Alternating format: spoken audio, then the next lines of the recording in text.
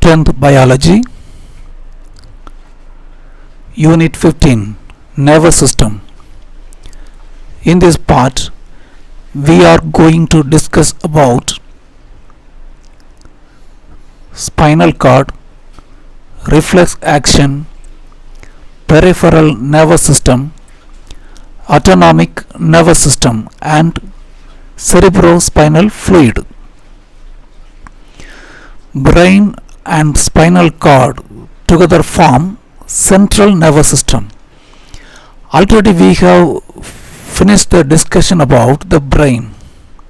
In this part, let us start the structure and functions of spinal cord. Spinal cord is kept inside the vertebral column. Spinal cord is kept inside the backbone or vertebral column. Is there any space inside the vertebral column? Neural canal is a space found inside the vertebral column. This is neural canal, one opening. The blue color line indicates the position of spinal cord inside the vertebral column. Now it is very clear to understand the position of spinal cord. Spinal cord is a cylindrical structure lying in the neural canal of the vertebral column. It is also covered by meninges. Brain is covered by meninges. Spinal cord is also covered by meninges. Meninges are membrane coverings. We have already learned about meninges. They are pia mater, dura mater, and arachnoid. Spinal cord is a long cylindrical structure. This is anterior end or top end of spinal cord. This is lower end. The lower end of spinal cord looks like a filament, thread-like filament called as filum terminale. The posterior most region of spinal cord tapers into a thin filament, thin fibrous thread-like structure called filum terminale. This is a cross section of spinal cord. If we cut the spinal cord and observe the surface, it will be like this. At the center of the spinal cord, there is a central canal. A canal runs from top to bottom of the spinal cord. This canal is filled with a fluid called as cerebrospinal fluid. The cerebrospinal fluid is found inside the central canal of spinal cord and also inside the cavities of brain. We will discuss about the cerebrospinal fluid at the end of this lesson. Internally, the spinal cord contains a cerebrospinal fluid filled cavity, a cerebrospinal fluid filled cavity. This fluid filled cavity is known as central canal. This is central canal. The central canal runs from top to bottom. This is a cross section of spinal cord. It shows the central H-shaped gray matter and outer white matter. Central part of spinal cord is gray matter. It is H-shaped. This gray matter has cell bodies, and the white matter has nerve tracts. Nerve tracts are group of nerve fibers carrying information. Nerve fibers, axons are nerve fibers. Axons form this area. The gray matter has horns, projections called as horns. These two are posterior horns, and these two projections are anterior horns. The anterior horns project towards the front part of the body. Posterior horns project towards the back part of the body. These two are lateral horns, lateral gray horns. Lateral means side. From the dorsal horns, group of nerve fibers arise. The group of nerve fibers arising from dorsal horn form dorsal root nerve. or afferent root. This is a dorsal root, this is also a dorsal root. So pair of dorsal root nerves arise from the posterior horns. See the direction of the arrow. This dorsal root is sensory. That means the dorsal root nerve carries sensory information from sense organs and carries the information to the central nervous system. And pair of ventral or efferent root arise from anterior horn. These ventral root nerves carry information towards muscles or working organs. The ventral roots carry action impulses for particular action, or motor signal or working signal or command for some activity. So ventral root is called as efferent root. It carries command for some activity. The dorsal root nerve and the ventral root nerve join and form a spinal nerve. The dorsal root nerve and ventral root nerve join and form a spinal nerve. The gray matter of spinal cord is H-shaped. The upper end of letter H forms posterior horns and lower end forms anterior horns. A bundle of fibers pass into the posterior horn forming dorsal or afferent root. Fibers pass out from the anterior horn forming ventral or efferent root. These two roots join to form spinal nerves. These two roots join and form spinal nerves. This is dorsal root, this is ventral root. Both join and form spinal nerve. This is one spinal nerve, this is another spinal nerve. There are 31 pairs of spinal nerves arise from spinal cord. The green color nerves are spinal nerves.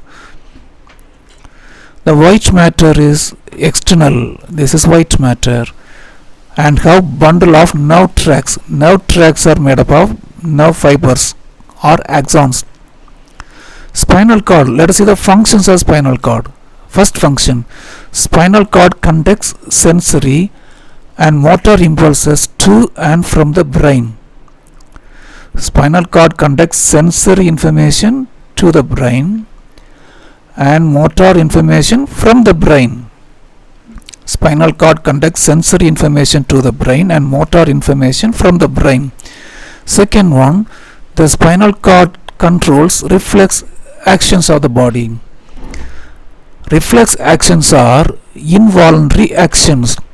We do some actions without any planning, without any thinking.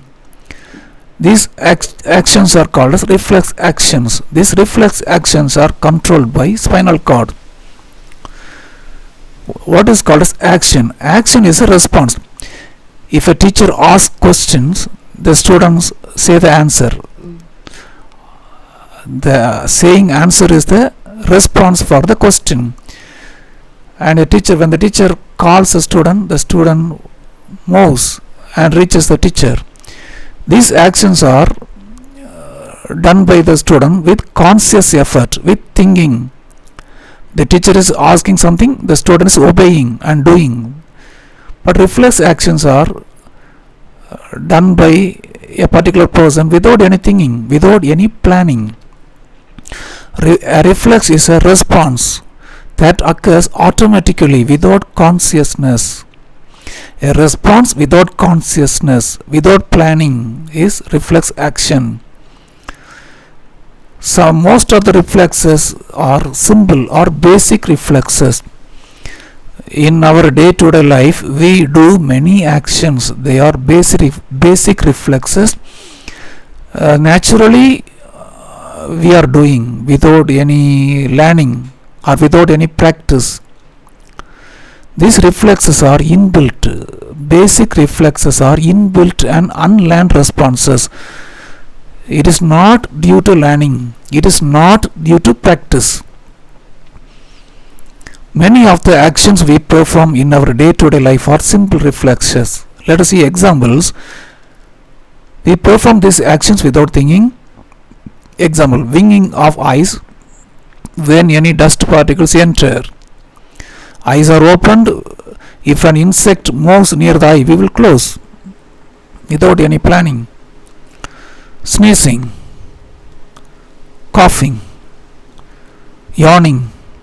So these are all basic reflexes naturally available in our body. It is not due to learning. Acquired or conditioned reflexes. Acquired means we get during lifetime, we get after our birth. They are conditioned reflexes. The reflexes are conditioned by practice, repeated practice. They are learned reflexes or learned responses. Have you observed when a person is typing? What will the person do while typing? The fingers touch the letter and type the letter, but the eyes look at the paper, written paper. A paper is at the front of the person. The eyes are looking at the paper. On seeing the particular word or sentence, the fingers touch the correct letter. This is a acquired response, acquired reflex.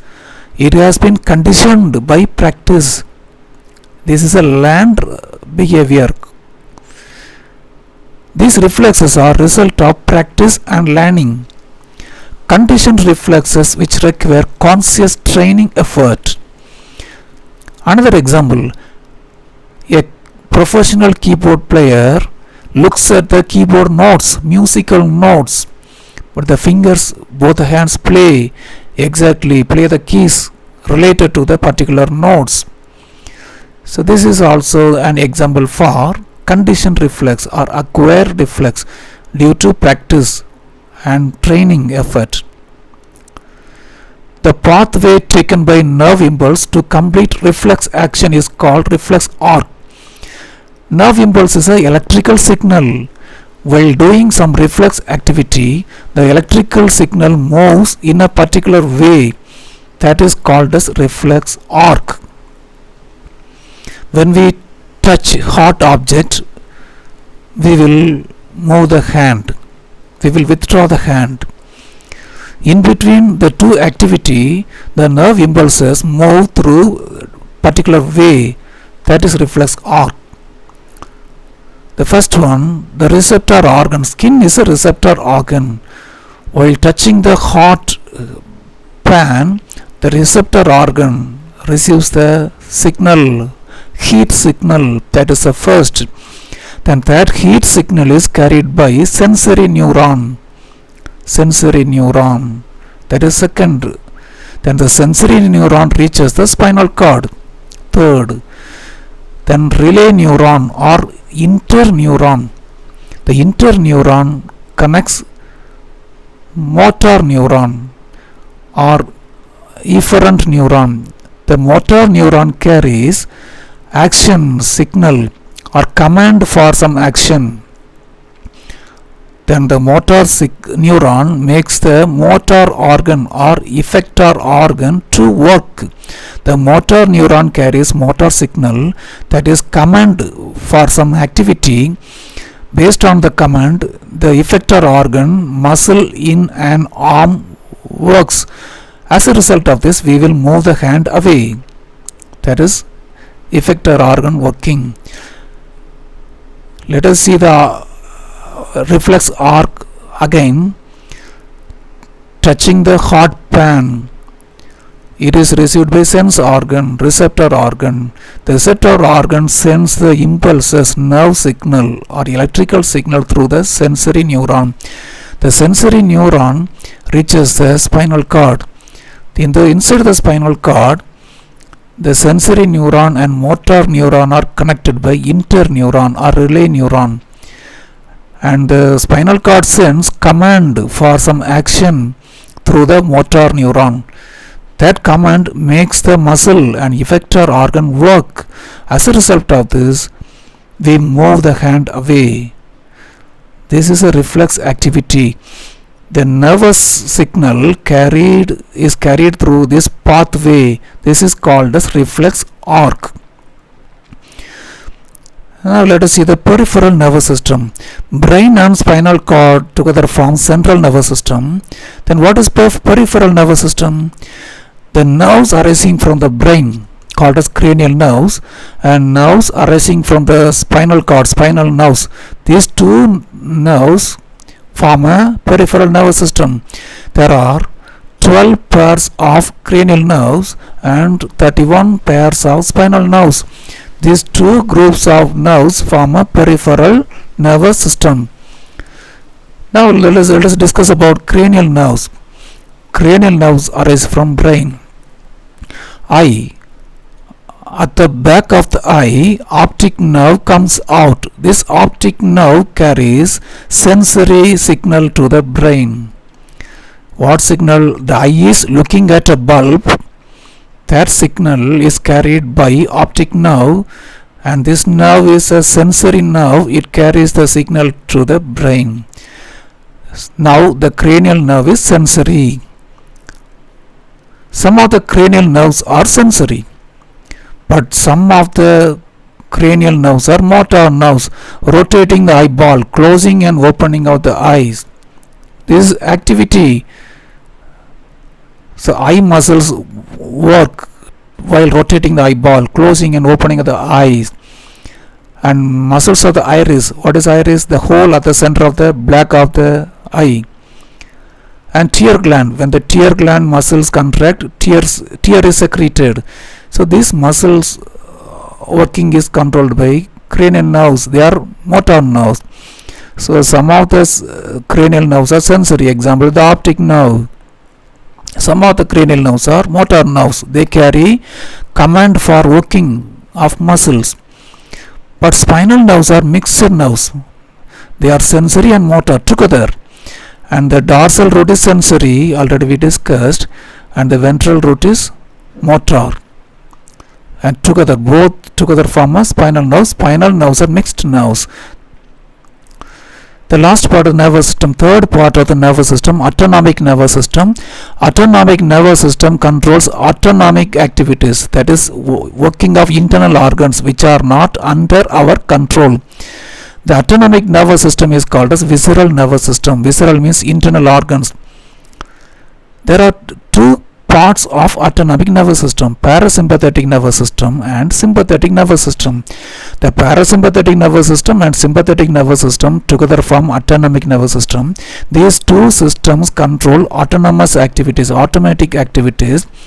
Both work oppositely. Parasympathetic nervous system and sympathetic nervous system work oppositely. Now let us see. Dilation of pupil. Pupil expands. This is by sympathetic nervous system. But this nervous system, contraction of the pupil, opposite activity. Now see parasympathetic nervous system. This is tongue. When we see some food items, salivation takes place. Saliva is secreted. This is by parasympathetic nervous system. And sympathetic nervous system stops the saliva. And parasympathetic nervous system, it slows heartbeat, slows down heartbeat, but sympathetic nervous system increases the heartbeat. So both work oppositely. So urinary bladder, contraction of urinary bladder by parasympathetic nervous system. Sympathetic nervous system, it stops the contraction of urinary bladder. So the sympathetic nervous system and parasympathetic nervous system control automatic activities. Both work oppositely to balance the actions. When the heartbeat increases, sometimes we will work, at the time heartbeat increases. This is due to sympathetic nervous system. When we stop the work, again heartbeat slows down. This is because of parasympathetic nervous system. Both come under autonomic nervous system. Autonomic nervous system control automatic activities of internal organs. Cerebrospinal fluid. It is a fluid found inside the cavities of brain and the spinal cord, central canal of spinal cord. The fluid is found around the brain also. See the color, the green color indicates cerebrospinal fluid. It is a fluid, it is found around the central nervous system, found around the brain and spinal cord, and this fluid is filled inside the cavity of brain and cavity of spinal cord. This fluid supplies nutrients, oxygen to the brain. The brain is suspended in a special fluid environment called cerebrospinal fluid CSF. It is lymph-like watery fluid that surrounds and protects the brain within the skull. It also fills the central canal of the spinal cord. This fluid is filled around the brain and inside the cavities of brain and central canal of spinal cord. So what's the function of this fluid? Let us see. It acts as a shock absorbing fluid, protects the brain from damage. We move the head around, so shaking of the head does not affect the brain because the fluid acts as shock absorber. It supplies nutrients to the brain. Blood cannot reach all the parts of the brain. The fluid only carries nutrients and oxygen to the brain from the blood, and it removes the waste from the brain and supply into the and it is transferred into the blood. And the cerebrospinal fluid is also responsible for maintaining a constant pressure inside the cranium. When the pressure inside the brain increases, the fluid comes out. When the pressure inside the brain decreases, the fluid moves inside. In this way, the cerebrospinal fluid is responsible for maintaining a constant pressure inside the cranium. Cranium is called a brain box. So this is the end of this lesson.